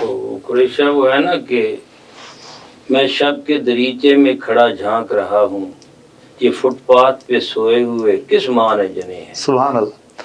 तो आखिर में ये कहूँगा जी कि देखिए अल्लाह ने कुरान में बिल्कुल वजाहत के साथ फरमा दिया, इन्नल्लाह ला युगय्यिरु मा बिकौमिन हत्ता युगय्यिरु मा बिअनफुसिहिम। जब तक कोई कौम अपने आप को बदलेगी नहीं ना जी, तो अल्लाह ने क्यों बदलना है आप? अल्लाह आपके ऊपर ये जो सारा जो जुल्म हुआ है ये हमने खुद इन्वाइट किया है इसको। ये कोरोना जो है आप देखें ना, बरतानिया जैसे मुल्क में जहाँ पर एक मॉडर्न टेक्नोलॉजी है, वहाँ पर हमारे पास बिल्कुल इक्विपमेंट्स हैं, वैक्सीन हमने बना ली है। अमेरिका जैसा एक मॉडर्न मुल्क 4,000, 4,500, 4,500, 5,000 बंदा रोजाना मर रहा है। लाखों की तादाद में लोग रोजाना कोरोना से बीमार हो रहे हैं। कोरोना से ढेर सारे लोग आगाह हो चुके हैं। कुरैश साहब, मैं चाहूँगा कि थोड़ा सा सी पैक के हवाले से बात हो जाए। माशाल्लाह आपका बहुत ज़्यादा वक्त लिए है। जी देखिए, हाँ, ये बड़ा इम्पोर्टेंट है। ये जो सी पैक है ना जी, ये प्रोजेक्ट मैं समझता हूँ पाकिस्तान के लिए अल्लाह की तरफ से एक बहुत बड़ा इनाम था, लेकिन बदकिस्मती ये है कि हमारे यहाँ सिस्टम को मजबूत नहीं किया जाता, हमारे यहाँ इदारों को मजबूत नहीं किया जाता, हमारे यहाँ अफराद को मजबूत किया जाता है। पाकिस्तान का बहुत अच्छा इमेज था बाहर कि पाकिस्तान में democratically elected government peoples party की आई, फिर उसके बाद मुस्लिम लीग नून जीती, तो जो ट्रांसफ़र ऑफ पावर था बड़े ही पीसफुल तरीके से पीपल्स पार्टी से मुस्लिम लीग नून को चला गया। उसके बाद आप देख लें कि जो हालात पैदा हुए हैं, मेरा किसी पार्टी से ताल्लुक़ नहीं है, लेकिन इस मुल्क के लिए हमारा दिल तड़पता है जी, जब आप देखते हैं कि कहाँ ये 140 रुपये का पाउंड होता था, अब जाकर 217 पाउंड रुपये का और 220 रुपये का एक पाउंड है जी, और ये 2-2.5 साल के अंदर तब्दील हो गया। तो जब आपकी मैशत इतनी कमज़ोर हो जाए कि आपको डबल पेमेंट करनी पड़े एक पाउंड लेने के लिए, और इसी तरह जब आप उसी पाउंड में जब आपने मशीनरी खरीदनी है तो आप डबल पेमेंट करेंगे, जब भी आप इंपोर्ट करेंगे तो आपको डबल पेमेंट करनी पड़ेगी, डॉलर की कीमत बढ़ चुकी है। तो मैं ये समझता हूँ कि हमारे अरबाब इख्तियार और इक़्तिदार ने सी पैक का बेड़ा गर्क कर दिया।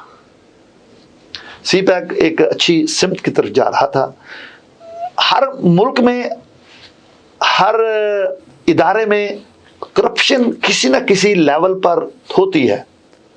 फ्रांस आप दोजें बेचता है इंडिया को या पाकिस्तान को या दूसरे मालों को, तो क्या उन्होंने नहीं की थी? उन्होंने की थी। वहाँ सिस्टम को मजबूत किया गया है कि फ्रांस के सदर को जवाब देना पड़ गया। ऐसे नहीं है कि वहाँ जब पकड़ में आ जाए कोई तो फिर सिस्टम ही ढीला करेगा तो करेगा। कोई वहाँ आकर, चाहे वो कोई फौजी हो या गैर फौजी हो, वजीर आजम हो या सदर हो, उस सिस्टम को रिलीज नहीं कर सकते। फिर वो बंदा पकड़ा गया। तो मैं ये समझूंगा कि ये जो सी पैक वाला मामला है ना जी, इसके लिए हमें जितनी तरक्की, देखिए रोड्स बने हैं, पावर स्टेशंस बने हैं, हमारी पोर्ट बनी है, तो हमें चाहिए कि हम इसकी तरफ बजाय इसके कि लोगों को ये मैसेज दें कि हमारे मुल्क में पॉलिटिकल अनरेस्ट है, पॉलिटिकल डिस्टर्बेंस है। देखिए ना, सबको साथ लेकर चलें। क्या ज़रूरत पड़ी? अब 10 पार्टियां बाहर बैठी हैं और कुछ पार्टियां अंदर बैठी हैं। ये हर दौर में होता तो है ऐसे, लेकिन बहरहाल बड़ी पार्टियों को इस कदर ज़लील ख़ार कर देना बैनुल-अक़वामी मीडिया में और मकामी मीडिया में कि हमारे मुल्क में वज़ीर आज़म की जो पोस्ट है, जो उसका ऑफिस है, उसकी कोई वैल्यू ही नहीं है। इसमें कुरैश साहब आपने बड़ी खूबसूरत बात। मैं डॉक्टर साहब एक चीज़ कहना चाहूँगा कि टोनी ब्लेयर का सबको पता चल गया कि इसने इराक वॉर में लोगों को झूठ बोलकर धकेल दिया। वहाँ की माओ ने, वहाँ के जो वालदैन थे, उन्होंने मुकदमे कर दिए हुकूमत पर, टोनी ब्लेयर पर, कि इन्होंने झूठ की बुनियाद पर हमें जंग में धकेला। मेरा बेटा क्यों वहाँ मरा जाकर? इराक में क्या किया आपने? उसके बाद वेपन ऑफ मास डिस्ट्रक्शन नहीं थे, मोहल्ले के हथियार नहीं थे इराक के पास, क्यों आप गए वहाँ पर? लेकिन वजीर आजम का जो दफ्तर है उसकी इतनी अहमियत है कि इतना कुछ पता चल जाने के बावजूद वजीर आजम को क्रिमिनलाइज नहीं किया गया, चार्ज नहीं किया गया। यहाँ हर दूसरे दिन वजीर आजम को उठा के कहा जाता है कि जी ये वजीर आजम नेशनल सिक्योरिटी थ्रेट है। तो भाई उनको बनने ही क्यों दिया? हमारी एजेंसियां कहाँ थी उस वक्त?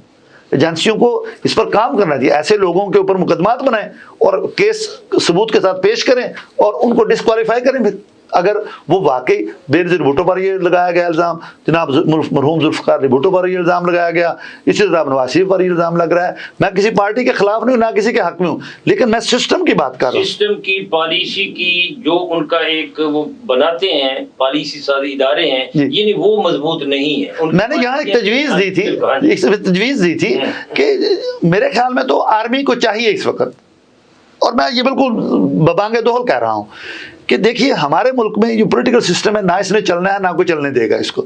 आर्मी को चाहिए इस वक्त कि एक 50 के करीब टेक्नोक्रेट्स का एक ग्रुप बनाए और उनके नाम बिल्कुल वेबसाइट पर डाल दें कि ये टेक्नोक्रेट्स हैं जो काम कर रहे हैं।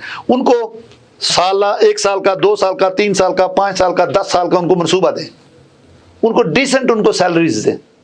करोड़ों अरबों रुपया ज़ाया हो रहा है हमारे इन वज़रा पर, क्यों ज़ाया कर रहे हैं जी? और मैं जमहूरियत के खिलाफ नहीं हूँ, लेकिन कोई मुल्क की आवाम को कोई रिलीफ तो मिले। बिजली का प्रॉब्लम है, गैस का प्रॉब्लम है, पेट्रोल का प्रॉब्लम है, कोई प्लानिंग नहीं है, किसी को कोई पता नहीं, सब कह रहे जी डंग टपाओ। किसी को पता ही नहीं है कि मैं 5 साल यहाँ रहूंगा नहीं। किसी को पता हो हुकूमत को कि भाई मेरे 5 साल हैं, मैंने 5 साल यहाँ रहना है, हम मनसूबाबंदी करें। ज़ाहिर है 1-2 दिन में तो नहीं हो जाता, साल, 2 साल, 3 साल लगते हैं। हमारी पार्टियां अभी इतनी मैच्योर नहीं हुई जिस तरह बरतानिया या अमेरिका की हैं। वहाँ तो अपोजिशन में रहकर पार्टियां अपने प्रोग्राम बनाती हैं कि जब हमें हुकूमत मिले तो हमने फौरन अपनी चीज़ों को प्लग इन कर देना है। हमारे यहाँ तो बस सियासी चक्कर होते हैं सारे। इसलिए मैं ये कहूँगा कि मखलूक के लिए खालिक का निज़ाम जब बनाएंगे तो ये प्रॉब्लम ऑटोमेटिकली ख़त्म हो जाएंगे। सी पैक का आपने जो सवाल किया वो खुद एक इसका तलबगार है कि पूरा उस पर एक प्रोग्राम किया जाए, लेकिन मैं समझता हूँ कि ये इतनी बड़ी इन्वेस्टमेंट पाकिस्तान की डेवलपमेंट के लिए किसी और मुल्क ने नहीं की।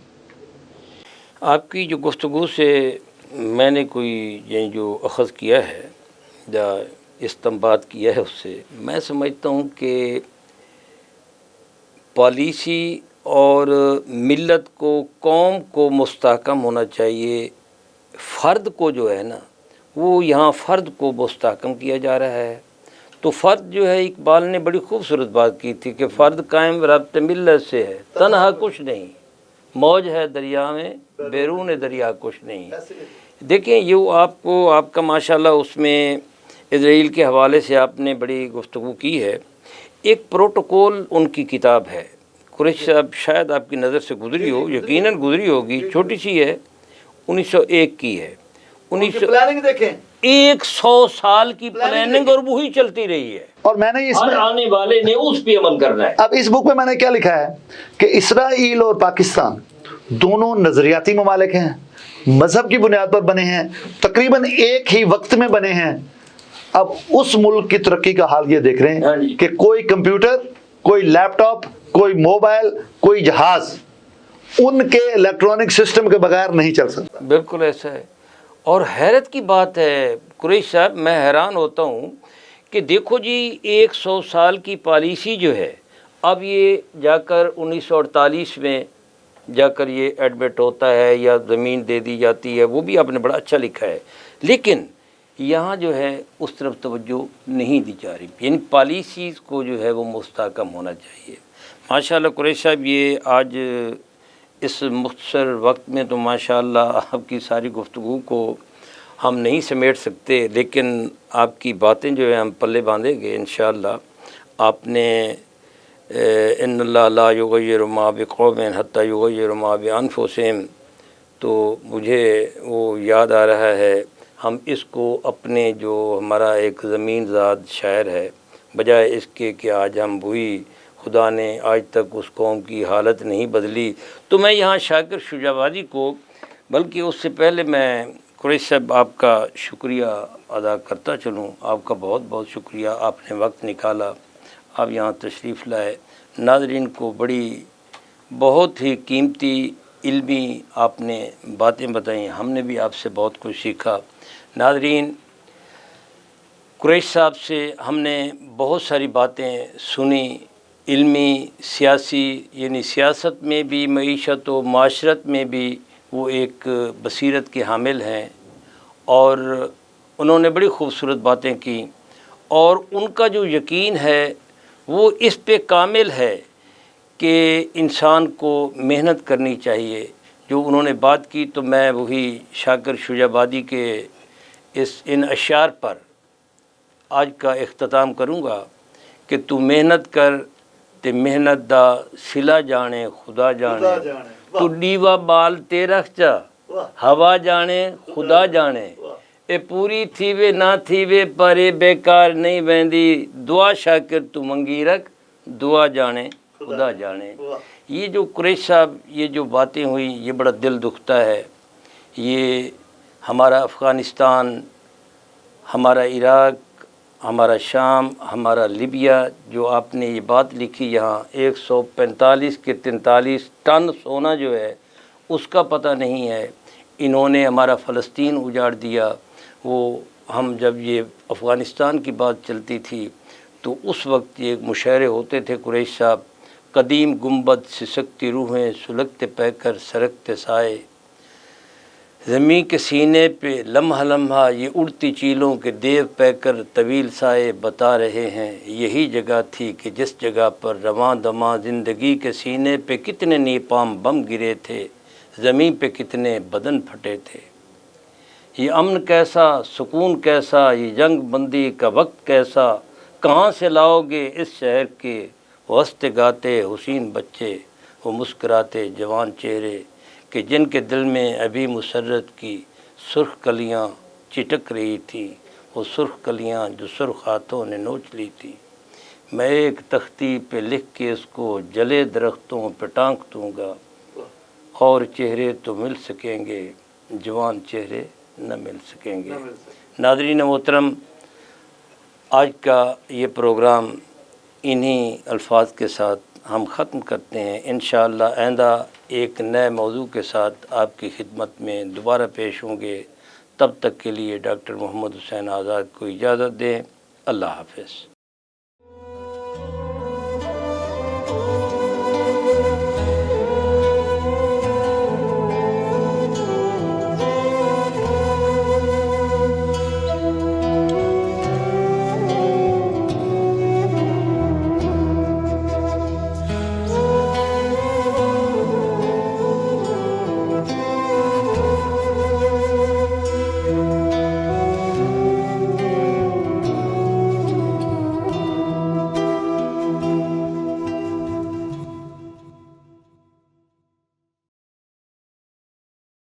کی محمد سے وفا تو نے تو ہم تیرے ہیں، کی محمد سے وفا تو نے تو ہم تیرے ہیں. یہ جہاں چیز ہے کیا لوح و قلم تیرے ہیں، یہ جہاں چیز ہے کیا لوح و قلم تیرے ہیں. ہم کون تھے، ہم کیا ہیں، ہمیں کیا ہونا چاہیے تھا.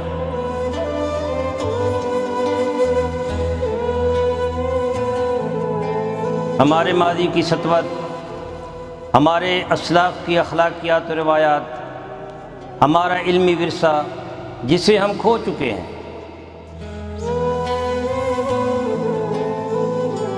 اس عظمت رفتہ کی بحالی کے لیے دیکھیے پروگرام نمود سحر.